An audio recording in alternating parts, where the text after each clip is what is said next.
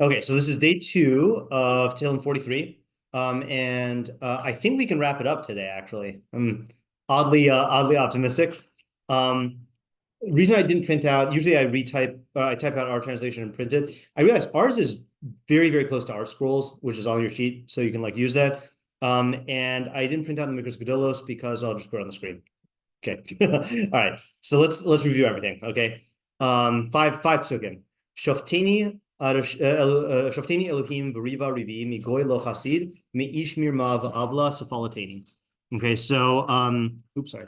Okay, so we translated this as judge me. Okay, we notice our scroll translated as avenge me. Okay, and it looks like avenge me is the mainstream translation. Like if you look at the Mitsudas David, he says, which I assume is where our scroll got it from. Shofteini shafot mishpati linkom nikmasi.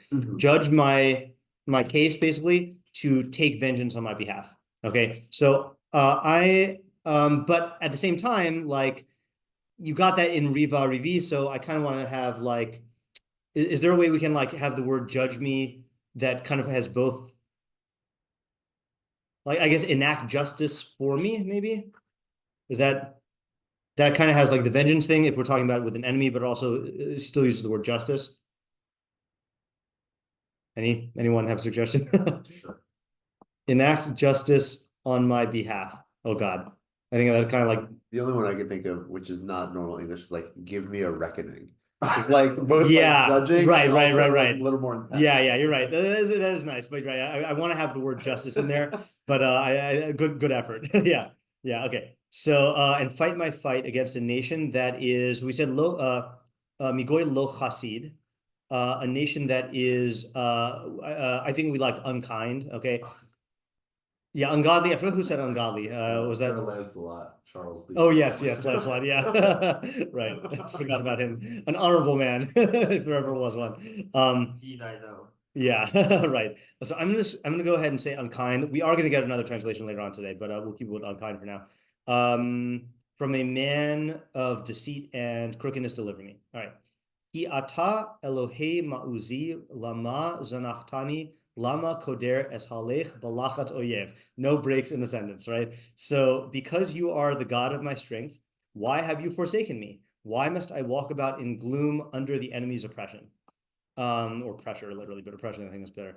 Shlach orcha v'amitcha hema yanchuni yiviuni al har kachecha v'el mishkanosecha. Send your lux et veritas. Send your light and your truth. They lead me or they guide me. Lead, guide, whatever. Okay, they lead me. They will bring me to your holy mountain, to your dwellings or sanctuaries. Dwellings is probably, I think we went with the more generic one. Va'avoa el mizbach Elohim el simchas gili v'odecha v'chinor Elohim Elohai. I will come to the altar of God, to the God of my happiest rejoicing, and I will gratefully acknowledge you with a lyre, oh God, my God. When I was learning this with Ken today, I was pointing out how they said that like simchas gili literally means the joy of my like the joy of my rejoicing, but it really seems to be like an intensifier. And so Ken said, what did he say? Yeah, it's an emphatic construct. And I said, I'm not familiar with that term. I said, yeah, I just made it up. But but like it's a good thing. Like it's a construct form, but it's for emphasis.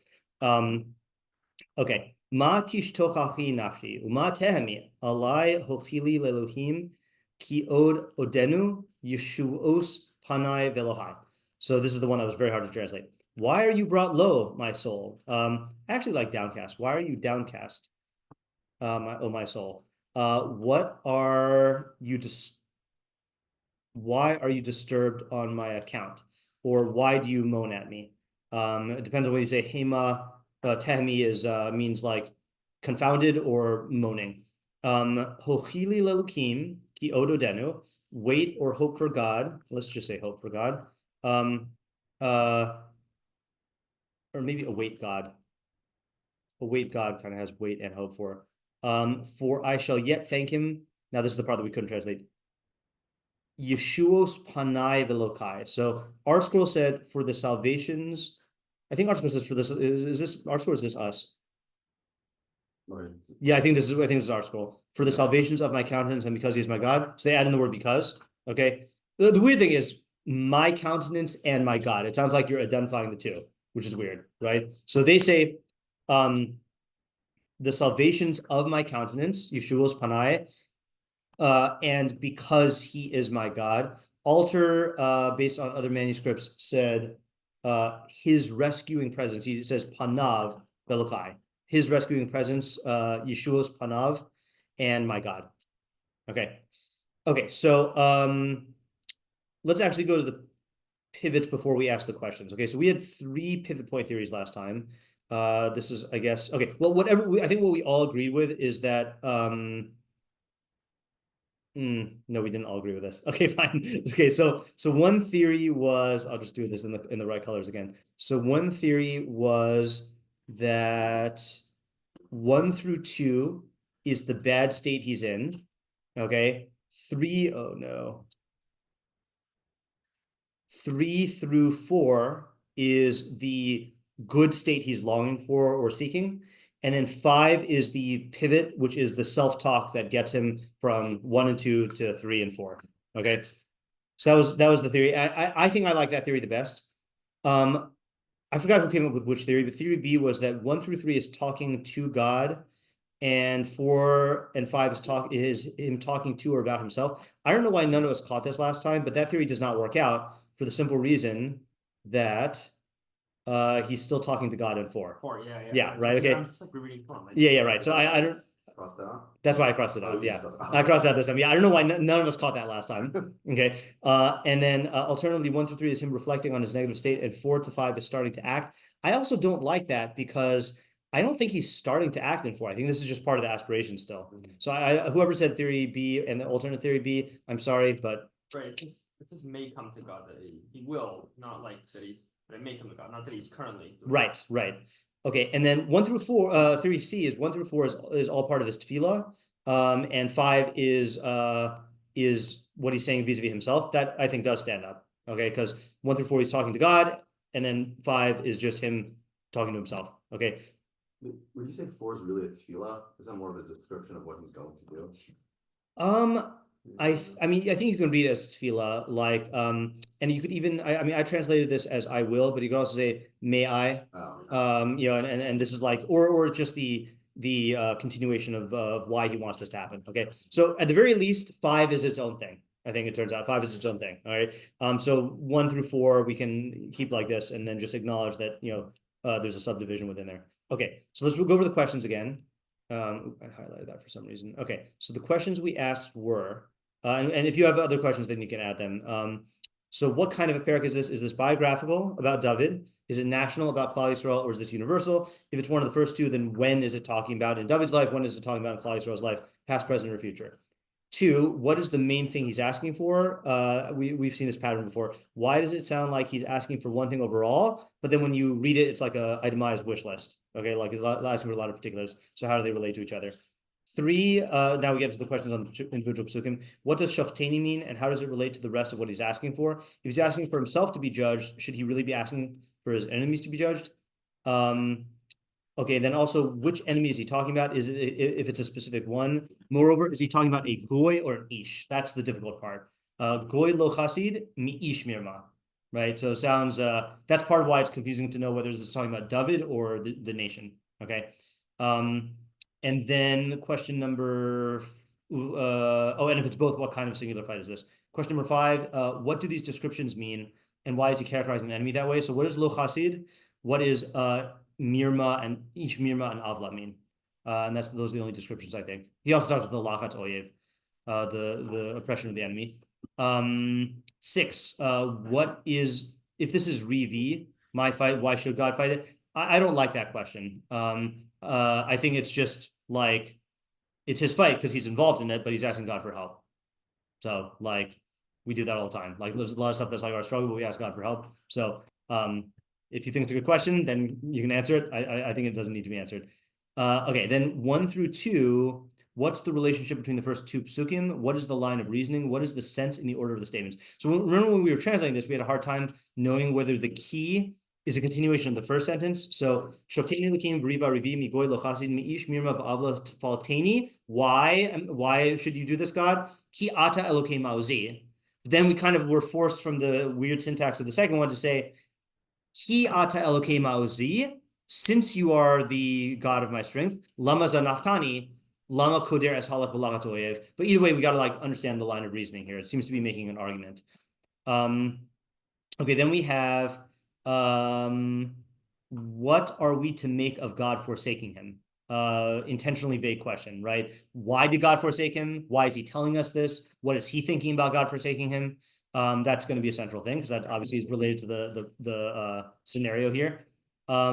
Question number 9 on puzzle 3. What is the relationship between the stuff he's asking for in 1 through 2 and then the Mikdash Mishkan stuff in Gimel, right? So 1 through 2 is all asking for stuff about his enemies.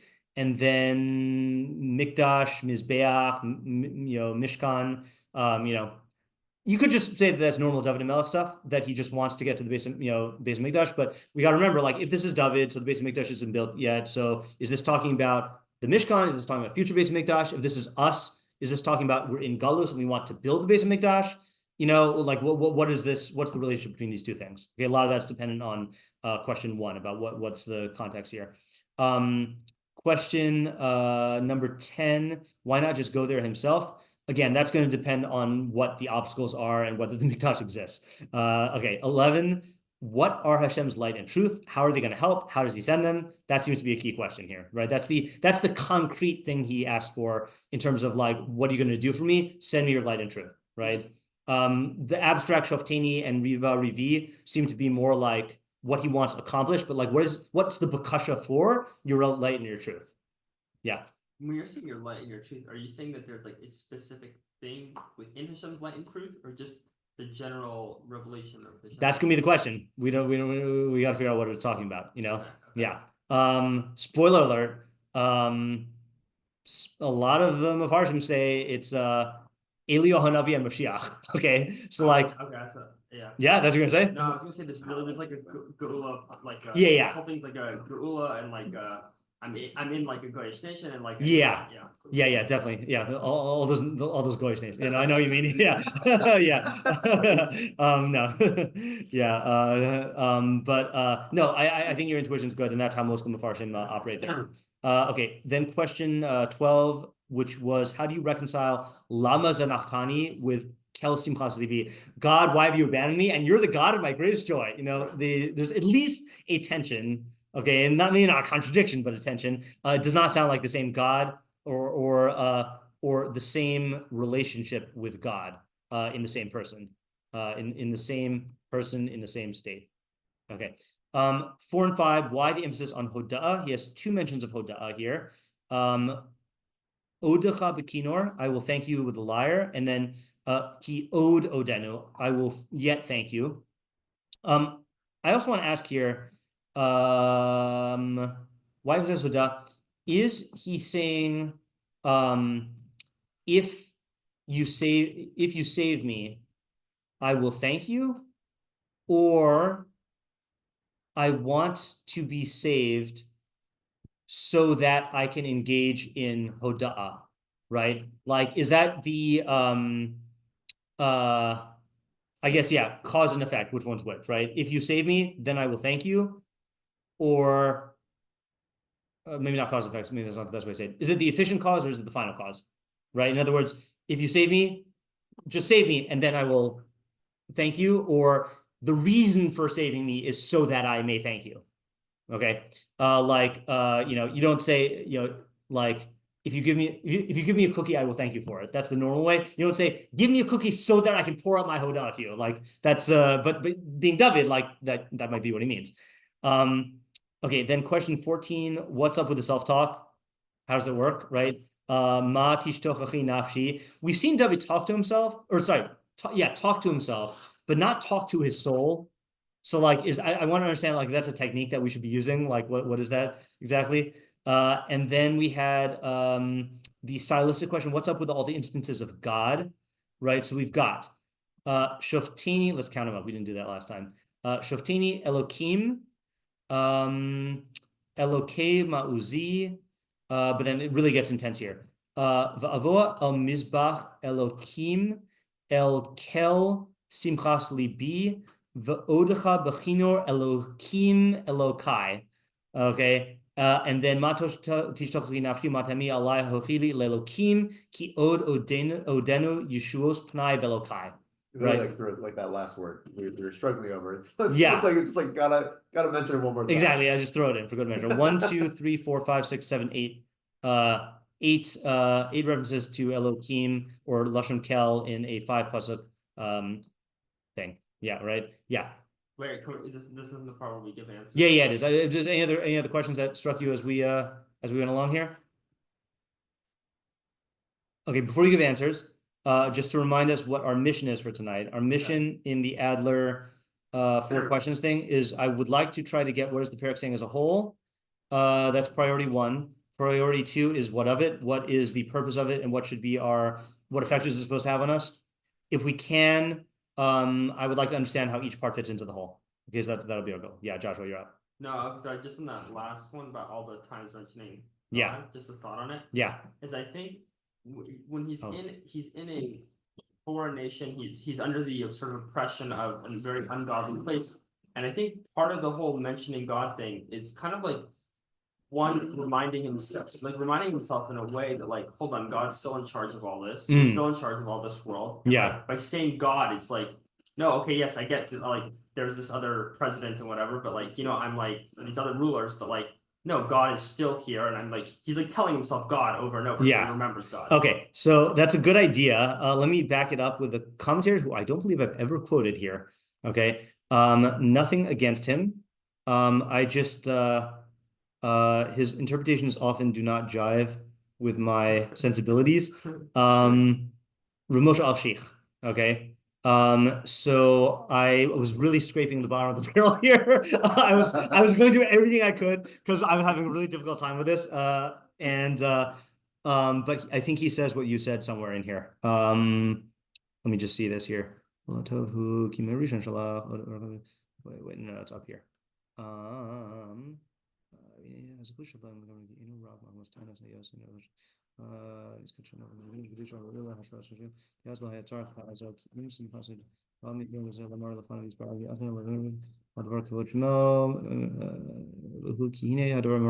we go. Oh, 1 second.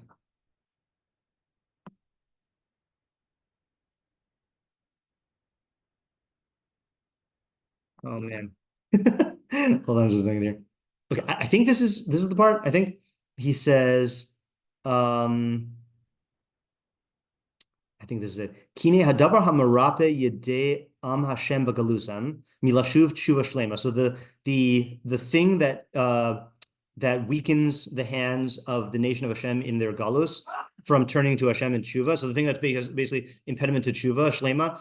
Halohi ki nira ki hamalchius maglim v'lochatim osam heim hamatsirim umachbidim ol hagalus shelo kirton yisbarach.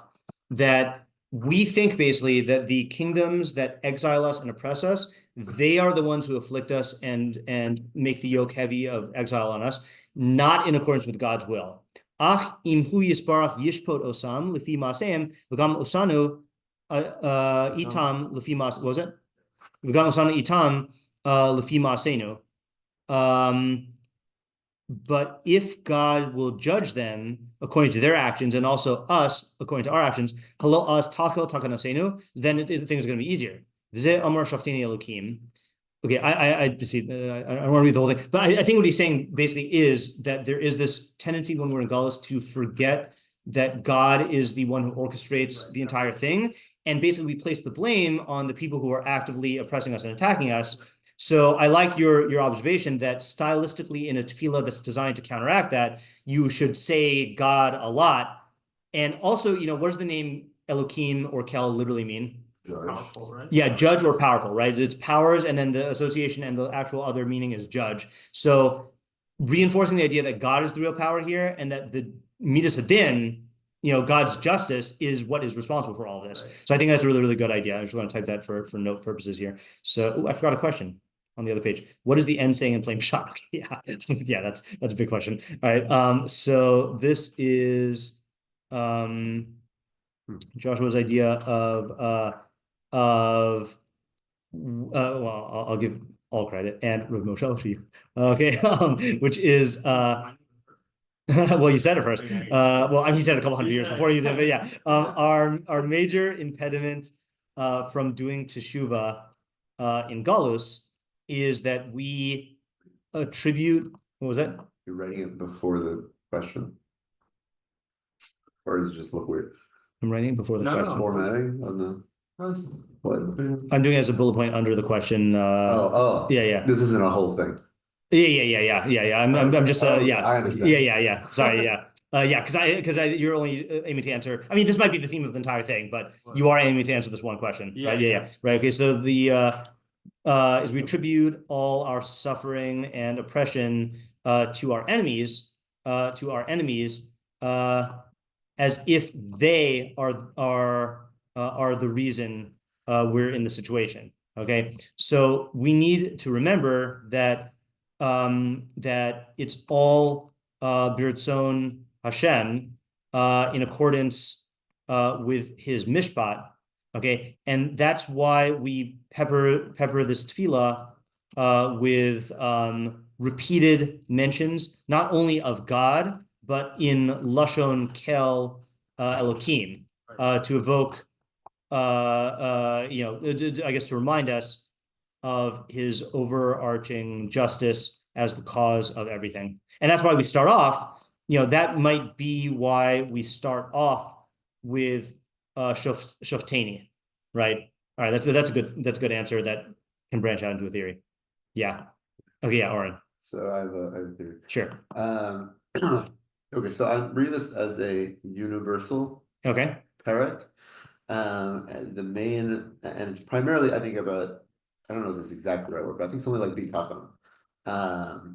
So the two halves are, one is how things are, and the other one is how I want things to be. But honestly, it doesn't even really seem like how I want things to be. It's more like how things will be. It seems like there's a lot more assurance than it's not. It's a request. Yeah. It's the lashon is really more of like assurance than like there doesn't seem to be any doubt that this will happen. Like this will happen. Right. And just to bring up a little raya for that, the Targum translated Shalach orcha va'amitcha, send your light and your truth, as Shalach orach v'himanusach, and your trustworthiness, meaning that like expressing confidence that this is definitely going to happen. So yeah. Okay, that's interesting. Right. So it's sort of like emotionally, David or a person can feel forsaken, like I don't see God here in my life for whatever reasons that might be, but you have the higher knowledge of no, that God actually is in fact there, and that you don't need to worry, and sooner or later, like you're going to see that, and that's going to become manifest, and then when that happens, then I'm going to be able to gratefully acknowledge God, with a lie. Okay, good. So God is there, and there will be a deliverance, and when that happens, we will be able to thank Him. The fifth pasuk, like talking to myself, it's like talking to the emotions, right? Saying like, why are you feeling this way? Like, come on, like I know that God is here, right? Like you don't need to do this. Reality check. Like snap out of it, right? Yeah. To the emotions, telling them to snap out of it and recognize what we know to be true. And maybe just one more, I don't know, thing. Maybe I think also like why God is mentioned so many times. Yeah. You can read this in, I guess, two ways. Maybe you could read it as like it's almost like pleading with the emotions, but I don't want to say that. I think it's more like no, like it's very manifest to like the higher part of this person that like God is there.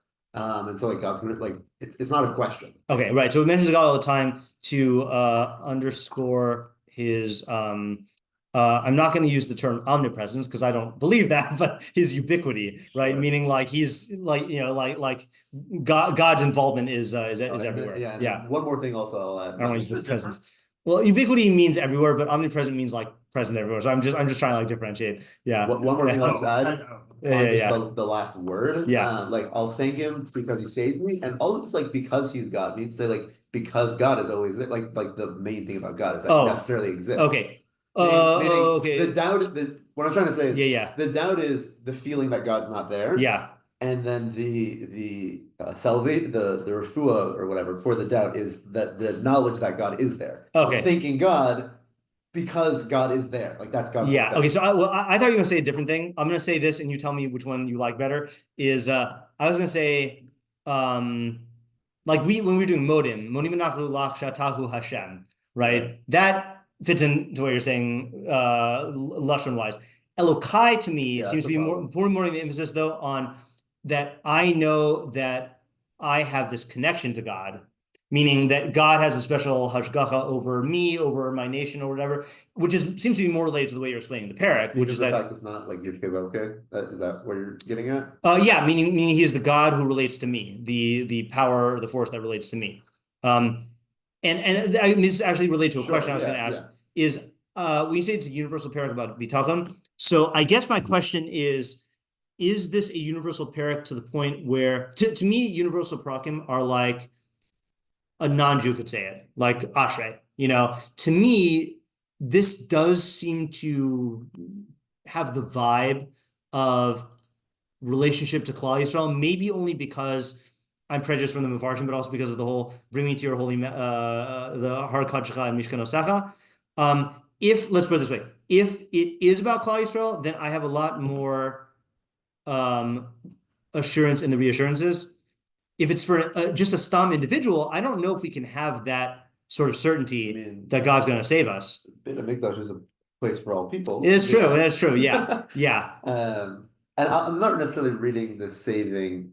I'm not necessarily reading the saving as being so literal. I mean, not say that it's not literal, but like it need not be literal. Okay, I hear that. Before I call on Isaiah, I just do actually want to point out to you. So when Ken and I went through all of the Mefarshim, we saw none of them that said that this is about David himself, which is interesting. Okay, could be that there's someone who's not in the Mikros Gedolos and in all Torah. The ones who did identify what this is referring to almost all said that it's about Galus. Okay, which makes sense, right? But just to show it to you, so the Radak, actually Rashi, so Rashi oddly says Migoy lo Chasid is hu Edom, Shigar Esav bein shnei tzadikim v'lo lama mima'aseihem. Esav dwelt between two tzadikim and did not learn from their actions. What does that refer to? Yitzchak and Rivka. Okay, yeah, I don't know, but I didn't look at this Gemara. Okay, so he is learning about Edom, which would seem to be the second Galus. Okay, which I assume most of them are going to say. Radak says Gamze Hamizmor Lashon Bnei HaGalus. This is also, the people who are in Galus. Sforno Zem Mizmor Tefila Al Hagula Mize Galus. So from this Galus, Malbim I think also says, disappointing Malbim. Okay, Malbim, who explains every word in every sentence, does not explain the second half of Pasuk 5. What gives? But he says, Ata Yispal al Galus Atmo. Okay, so almost all of them are saying it's about Galus. That's also why I think the theme that you're expressing about this like certainty, which I do see in the perek, to me fits better with a Jew in Galus talking about God promising Gula to the nation than to a Stam Tzaddik who I don't think can have that assurance. That's my only bone to pick with your interpretation, which is not even an interpretation in particular. It's just about the framing. Like definitely, obviously, the Rishonim are against me, but I just don't see that this being about the nation as a whole. Yeah, all right, that's fair. You got to remember also, not that we're taking this approach, but this is TBD. Is if this is a continuation of Perek 42, we'll have to see if that gave us more context. But that's none of us are going on that data right now. But that'll be a question. Yeah, Isaiah. Okay, so Warren kind of made me think of this while he was talking, so it might be sort of within his idea. Okay. But I feel like something that this pasuk, there's a phenomena of like when a person is like you can't appreciate the good without having the bad. If there was no such thing as the bad, then you wouldn't like, the good wouldn't be the good in the same way, I think. Okay. So like, this is, I feel like, from the perspective of someone who is experiencing like a lack of seeing Hashem in things, or like actual lack of hashgacha, like Hashem is not favoring him at this time. But like, you can't like question like that Hashem is having a good plan just because it's not the moment that the moment that you experience Hashem's favor. Like, that moment exists at another time. It just isn't now. It's not like now is a bad time because this isn't the current time when you're experiencing Hashem's favor. That might be set out for you, but like not in the moment that you're in. And it's not any like question on how good Hashem is or like how great his plan is for the world, that this isn't the time that you're experiencing the good that Hashem has planned out. Okay. Towards you or towards, so just because you're experiencing a time of abandonment, that shouldn't pose a general question about Hashem's goodness towards you or towards the world. There are other times, and there's a track record, okay? Track record in the past and promises about the future. Okay, so in other words, you're saying that the purpose then would be, tell me this would be the purpose of this perek, is to contextualize your experience of divine abandonment within the larger context of the good ways that Hashem relates to us. Yeah. And I think you definitely can learn this perek about being about Galus, like through this lens, because Galus is the ultimate time when we're lacking our connection to the actual hashgacha of Hashem, but it is coming. And like the plan. Yeah. Okay. That's a good idea also. Yeah. I also can't tell how overlappy this is with Oren's idea, but I have a feeling that's going to be true for any idea we come up with here. Yeah. Okay. That's good. All right. Anyone else have another approach or answer to particular questions? No, I'll share with you what Ken and I came up with here. Wait, can you scroll down on some of the questions? I thought there was more.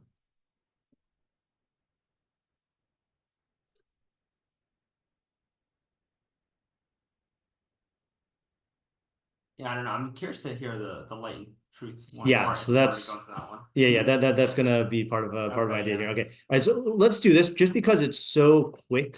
Let's just read the Radak because that's kind of where we got our idea from. Not entirely. Okay, so just PSA, which I haven't said a lot this year. Whenever you're learning Tehilim with a Radak, you should know that there are good Radaks and bad Radaks. I don't know of a good Radak online. Okay, but I was learning this with Ken. The only good one I know of is in the Torah Chaim, the Torah Chaim edition. I was learning this with Ken, and the bad Radaks are just missing entire sentences, or worse, missing words from sentences that reverse or change the meaning. So like it's like scandalous and bad. So why do they do just bad publishing, I guess, or they were working with different manuscripts. But it's just like almost every other one, Ken was like, yeah, I don't have that. So got to get a Torah Chaim. What can I say? Okay, so he says. So again, I'm not going to say that I'm interpreting the Radak's version, but I want to like plant the seeds with the Radak here, and he also has some good individual ideas. Shofteini Elokim Gamze Mizmor Al Lashon Bnei Galus. This is said by the people in the Galus. Shofteini, kach mishpatim oivim, take then my judgment from the enemies. So that's like the vengeance thing. V'riva Rivi, in yicholis bili yicholis la rives Rivi. Okay, so that's answering the question of if it's your fight, then why are you asking God to fight it? He's saying because I can't. I don't have the ability. Okay. God is saying it? No. The speaker. Yeah. The Bnei Galus are. Migoy lo chasid. So this is an interesting thing. Migoy lo chasid. So I forgot I think I said this verbally, but I didn't write it down. It seems like a weird understatement. Like if you said save us from Hamas, that unkind nation. Like, no, not that they're unkind. Like that's a very, very, very understatement thing. Like say, like they're evil, or say, so why unkind? So he says, interesting thing. Ki elu hagoyim hamoshlim bi, these nations that rule me, im hayu chasidim. Oh no, this is not the interpretation I wanted. Hold on. No, who did I read that had the good? Okay, this is the problem when you go through all the Mefarshim, you forget who said what. Maybe it was the was it Metzus David? Hold on. Could have sworn it was the doc. Awkward. Okay. Was it the Meiri? No, it wasn't the Meiri. All right, well, we'll read this anyway. All right, whatever. Okay, so he says, Im hayu chasidim, if they were no. All right, now I'm questioning everything. Someone says they are people who pretend to be pious. They act righteous. I gotta find this. They're gonna move to Sforno. Yes, Sforno. Rivi mi goy lo chasid. Shemarim chasidus b'divrehem uktsas tinuosehem. They make themselves appear pious with their words and in some of their actions, movements. V'libam hefek, but their hearts are the opposite of this. Meish mirma hamashmiya kol barabim, from the man of deceit who makes his voice publicly heard. So that we thought fit in really well with the deceitful man. Right, is if they're just unkind and deceitful man, those don't really jive together. But if they're people who are pretending to be righteous, but they're really deceptive, that at least is a unity there. Okay. Yeah, do I even want to do this? No, maybe I don't want to read the doc. What I did want to read in the doc is this one line. Okay. This is the thing that kind of opened it up here. Okay. Ki ata Elokai ma'uzi. Bavav imad dagesh. Okay, so he's just clarifying the vav here. Now, this is the thing. This is why, like, if you know grammar, then you can tell whether he's pointing out something grammatical for a grammar's sake or because it's critical to the idea. Amar ki ata hayisa ma'ozi mikedem. You were my strength in the past. Ve'ech zanachti ata begalusi. How can you abandon me now in my galus? Okay, now check this out. Lama harishon rafe umilra v'hasheni dagush umilel. Okay, so what does that mean? So if you look at the words, let's get a close up here. Close up.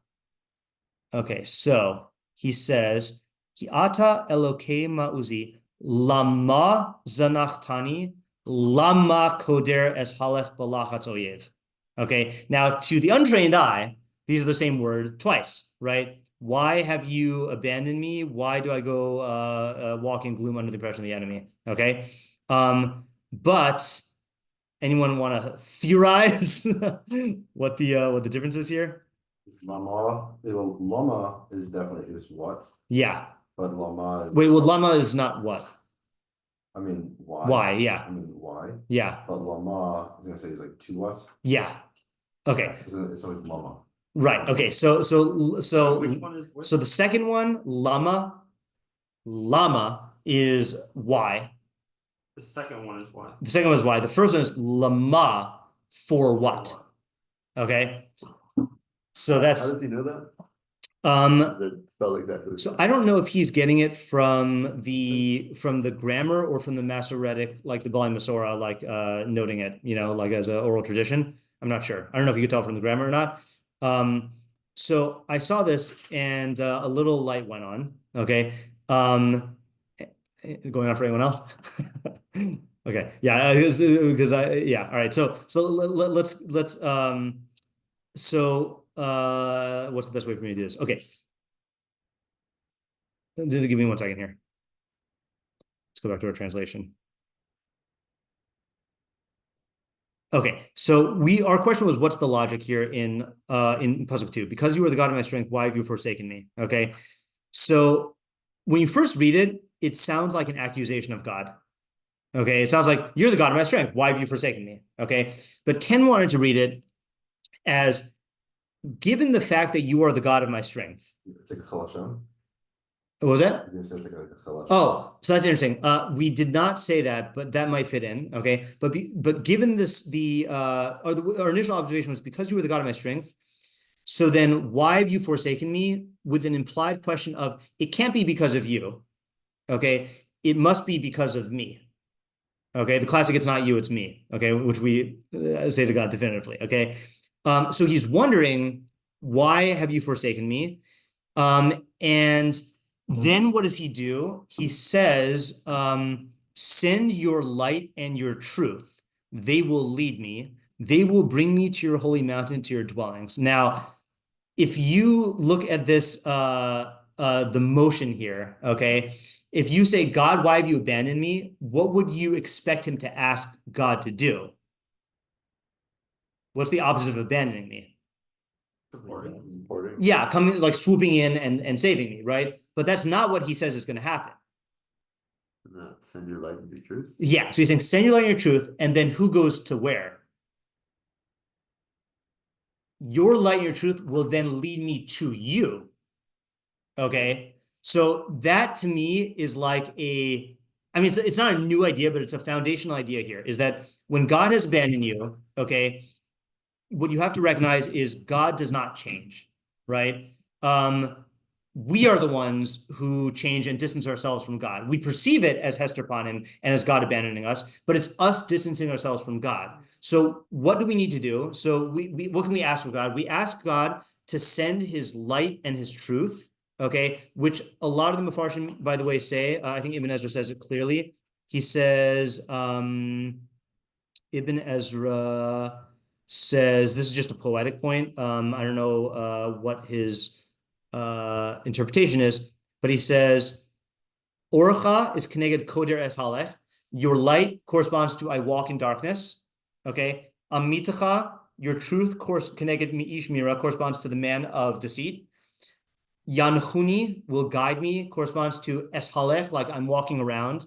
Okay, so David, or Bnei Korach, actually, by the way, is the people who wrote this. Okay, we didn't read that last time because this is Bnei Korach, but the author is basically saying, I'm walking around in darkness among people of deceit, and I'm just wandering around aimlessly, and God has abandoned me. But then he realizes, what do I need to do? I need to ask for God's light to lighten up the darkness. I need to seek his truth. And I need to let those lead me to the Har Kachecha. So the main move here is when you feel abandoned by God, then you need to seek out God's light and truth, which I'm going to posit is knowledge, okay? And follow that and let that guide you out of the darkness to whatever we didn't even get as far as what is Har Kachecha or Mishkanosecha. I do like, remember the Targum we read last time? Remember how the Targum interpreted your Mishkanos?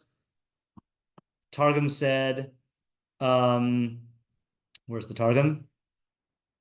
Yadabru nani yalun yasi latur beis muktasha umidrashe beis shchintach, to your bate midrashos, where your shchina is. You know, so I think like learning, I think is the knowledge is going to be the main thing. But the main point is that you have to move towards God. Okay, not expect God to come back to you. Yeah. All right. Are you saying is it like God is sending his light and his truth, and those are like separate things from him, and they're like help you get back to more of like an essential place of God, or what is it kind of like? Yeah, so I'm not taking a firm stance on exactly what Or and MS are, but I'm assuming that Or and MS are somehow a mashal for knowledge or something that God is revealing to us. It could be nevuah, it could be Torah and mitzvos, it could be something like that. But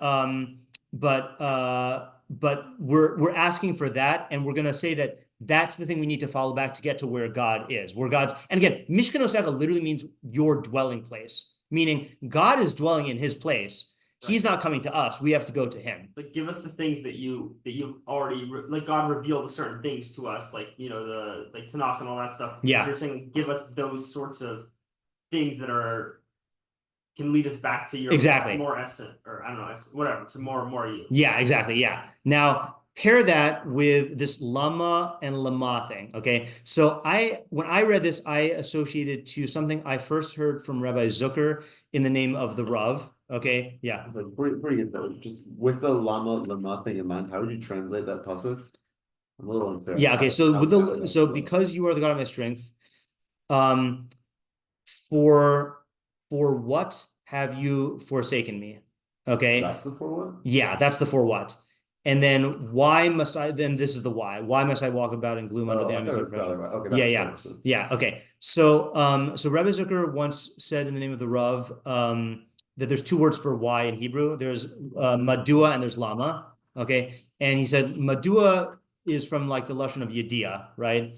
Which yada, and it means you are wanting to know what caused this effect, right? So if something bad happens and you say madua, you're looking for like etiological, like what is the cause that resulted in this effect? Okay, that we cannot know without Nevuah identifying what it was. Okay, but he said Judaism's approach to dealing with evil is lama, which means literally for what, meaning what are you going to do with this going forward? Okay, so I never found where the Rav said that in those words, but in Kol Dodi Dofek, which was later translated and renamed Fate and Destiny, he does talk about this, which is,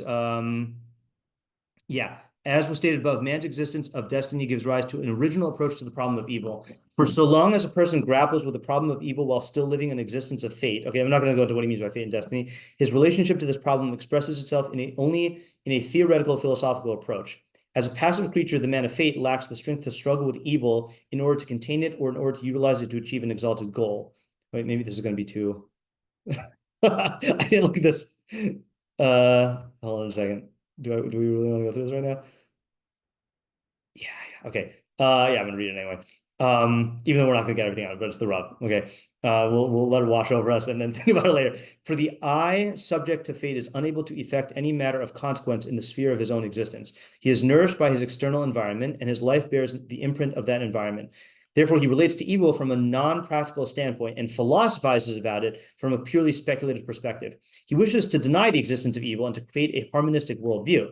The end of such an effort can only be complete and total disillusionment.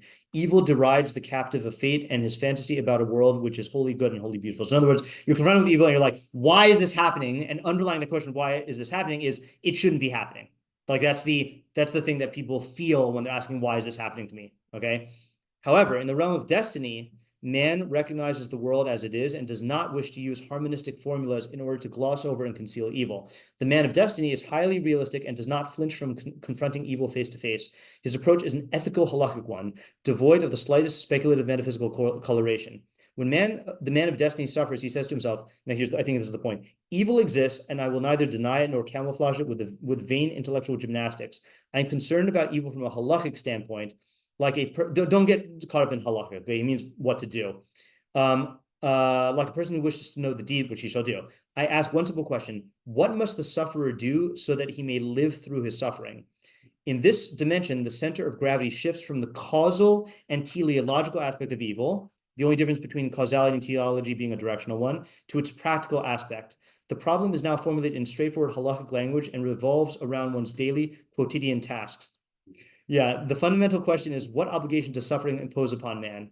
This question is greatly beloved by Judaism, and she has placed it at the very center of her world of thought. The halakha is concerned with this problem as it is concerned with other problems of permitted and forbidden, liability and exemption. Mm-hmm. We do not inquire about the hidden ways of the Almighty, but rather about the path wherein man shall walk when suffering strikes. We ask neither about the cause of evil nor about its purpose, but rather about how it might be mended and elevated.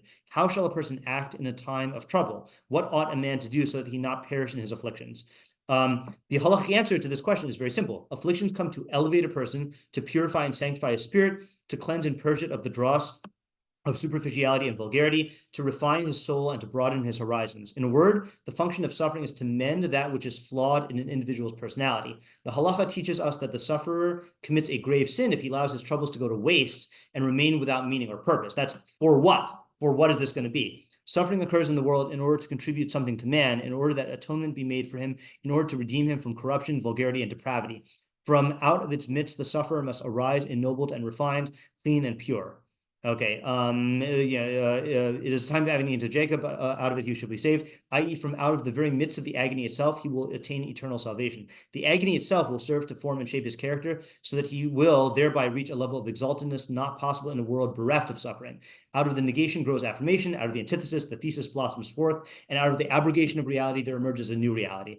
Okay, and then he goes on with this. So the question is not, God, why did you abandon me? Looking to get into God's head or to like when you're saying, why did you abandon me? You're doing one of two things. You're either saying, I refuse to accept that this is the case, so why this shouldn't happen, or you're trying to get into God's head. But lama zanachtani means, for what does this abandonment exist? meaning how will I use this abandonment, this state of abandonment, to further myself and to better myself in order to get closer to God? Okay, so Rav Hirsch is the one who actually picked this up and said it in the terms that I wanted to say it in. Okay, so in Rav Hirsch on 43:2, he just alludes to it. He says, "You, O God, who always gave me the spiritual energy to persevere and resist all my sufferings, lama zanachtani, why, for what purpose must I now lack this spiritual support?" And the footnote references us to 22:1, okay, which is Hashem Rivi. No, it's not. It's Al Shachar. Okay, so that's where we have we did this last year around this time. That's Keli Lama Zavachtani, or Lama Azaftani. Okay, right? So my God, why have you abandoned me? So here he says, oops. Hold on a second. This is the wrong version. Okay, well, I'll read this here. Whom have I recognized as the fount of all my strength? And who has proven himself to me? Lama, for what purpose? Not lama, for what reason? See, contrary to Shemos 32:11. David does not ask the question why. To him, Israel's disloyalty to God's law is sufficient reason for all the pain it must now endure. So in other words, the answer to the question, why is this happening, is obvious. Nothing happens to Klal Yisrael that's bad unless it's due to hate, okay? But lama, for what? That's the question we have to ask. Hold on, I sent myself a new version of this with an additional page scanned. I just have to find it here. In Shemos, oh, actually, no, I did open it. No, I did not. Okay, Shemos, Lama Yomuru Mitzrayim Lemor, I think. Yeah, Lama Milara, so that's Lama, and Mem Rafeh, a soft mem, whereas in verse 12, Lama Mil'el and Mem Degusha, with a dot in it. In our estimation, the words also have different meanings. In the first case, the stress is on the syllable ma, and the question is ma, for what purpose? Presumably there is a reason for it, but the object to be achieved by it is incomprehensible. In the second case, the stress is on the syllable la, on the reason. To the questioner, the matter seems to be without relevance to anything without reason. The question is about the reason why. Okay, so I don't really care so much about how he's interpreting it. I just want to, I think there's a basis now for saying that lama, for what? Lama zanachtani is the question that we should be asking when we're in a state of abandonment by Hashem, which is basically, is this abandonment going to go to waste? Am I just going to suffer? Or is this going to be a stepping stone towards something that's going to lead me back to Hashem? And in this case, it's him saying, send your light and your truth, and that's going to take me back to Hashem. Okay? So based on this, and then that's basically why he has to then frame what is his goal, which is to get to a place where he can be involved in, again, we didn't get as far enough to figure out, is this because of avoda? Is this because of shechina? Is this because of, like, binyan beis hamikdash? Is this the learning halls? But he's getting back to God's values and to hoda'ah. I think the hoda'ah is the theme here of, I want to get back so that I can thank you. And he is, I think Isaiah's idea is correct, is he is acknowledging, you are the God of my strength, meaning we do have a long track record of Hashem protecting us and saving us. So the fact that we're, experiencing an aberration right now must be something that we need to look into ourselves for in order to rectify, because we know that when we're doing things right, then God does save us, And I don't think this is contrary to what you guys were saying. I think this fits in of, we need to recognize that it's not the nations that are to blame for us. It's our own thing. We need to remember that God is always accessible to us. Yeah, were you going to say something? No. Yeah. Okay. So, is that as far as we got? Yeah. So what's the purpose of the second? So I was wondering that, because of the lama, right? So lama koder es halach b'lachatoy. Why must I walk about in gloom under the enemy's oppression? So that, and I'm going to posit this here. I didn't see this in any of the Mefarshim. Anyone want to answer that? Why is that the why instead of the for what? It would seem to, the way I was saying it should seem to be that both of them are for what, right? Yeah. Ooh, I think I got it.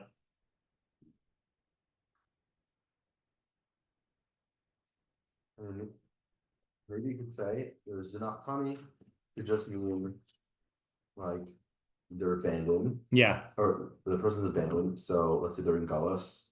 they're not in a good state, but koder es halech lachatz oyev is like an additional element, I think you say. And that is like, and if you use it as like the contrast, is that like, what's a tefillah for? Because like, whatever, they could just like learn and gain the knowledge. But I think it's like they're in like a situation which is like dark and there's pressure and the circumstance doesn't allow them to gain knowledge, which will lead them towards Har Kodesh and Mishkan Osef. Yeah. So the tefillah is, even though they're in Galus, not to have like, I don't know how to exactly define it, but this additional element of like the lachatz oyev and like the koder, and this extra darkness and pressure, it contributes to the environment that doesn't allow them to appreciate it. So I think I agree with you. I think I just got to add one more point, which is that I think the darkness, so I think the Zanachtani is referring to an objective state of like being oppressed by goyim or whatever, okay? But the darkness and pressure is psychological, okay? And that's why it is a question of why, because it's about your own psychological state, which you can answer, okay? And this is like to borrow the Buddhist thing of the second arrow, that if you get shot with an arrow and then you complain and suffer about it, then that's like shooting yourself with a second arrow, meaning that there is an objective scenario where we are objectively being, oppressed by people. But then if we frame it or allow ourselves to be in a victim mentality or increasing suffering on ourselves, that is our doing, So the state of Zanachtani, that's brought about by the Hashgacha, but I'm in gloom and under oppression, that's a psychological thing which we can have. And what I'm wondering now is if you could line that up with Ibn Ezra and say that the light, the MS is referring to the actual objective knowledge, but maybe the light is, I'm not sure. I don't know if I want to say. Ken had one more move also. I'm just kind of trying to wrap up the loose ends. I think we do need to work on this more. Ken wanted to say also that maybe the Yeshuos Panai, saving face, I know it's saving face in English means something different, but in Hebrew we do have Lama Naflu Fanacha, like why is your face fall, which is referring to the depression, and maybe Yeshuos Panacha is like uplifting of the face. So let's just tie it together in terms of what we have, okay? What we have here, I think, is that the main purpose of the perek is basically how to talk yourself out of a bad state of abandonment in Galus towards objectively getting closer to Hashem and doing tshuva and using your bad situation to get saved, okay? And the key move is to recognize that even though God abandoned you, God is not going to come and get you. You have to go and get God. And you can ask him to send his emes and his aura, but you have to follow that to the Har Kachecha. Okay, so structurally, I think we're on a good track. I do think we need to go one more week with this and to try like work out all of the details. And the last part we still haven't figured out. Thing just with the hay maybe quickly is like based on that, the psychological thing. So he's being misspelled for like God to help him, and lead him on that path of truth. But arguably he also needs to put in effort himself, like try to guide him and say, no, this is towards the objective. I'm going to be like Yehodat Hashem, and therefore, like I should be able to like guide my emotions in this area to like calm down. Yeah. That's what I'm trying to get at with the second llama. Yeah. Kind of adding on to that quickly, it's kind of like, I don't know, I feel like it's like, let's say you have like a health problem or something that happens like really dangerous, like your first thing is, oh my goodness, God help me. Like, please help me. But then you start like, as you start thinking about it more, you're like, okay, what can I do to kind of solve my own problems? And it almost feels like from 3 to 5, he's having this sort of like, okay, like help, and then he like, it's like the process of like, and then realizing like, hold on, I like a stoic thing, like hold on, I can take it forward. I think that's exactly it. Yeah, okay, good. All right, I think we're on the right track. All right, have a good night. Thanks for coming. Good night, thank you.